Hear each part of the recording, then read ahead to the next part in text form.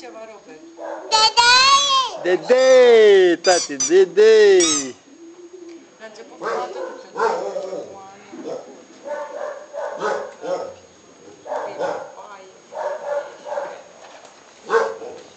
Memorie și după aceea descărcați în calculator.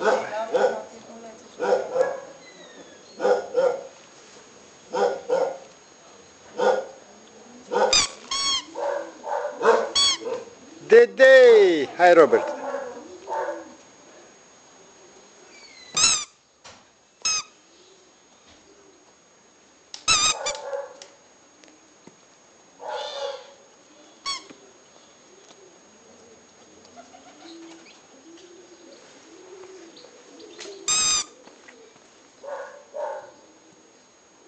Încep să muște. Bine, vai.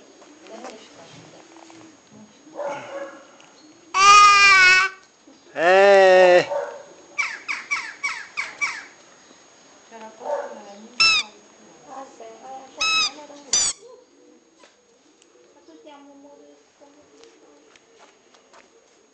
Dar nu pe noi.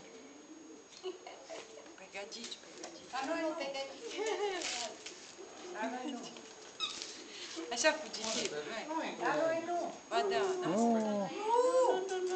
Nelu, Nu. ascultă, te dăm în judecată. Da, noi avem dreptul la privacy. Da, aveți. Știe-te, mănâncă. Dar am zis eu ceva? Dacă noi pretindem privacy, nu trebuie să te bagi. Auzi, pretinde privacy. Eu. Ce nu? De ce? Privat, ceva privat. Păi dreptul meu, privat, de viața mea privată. Intimitate.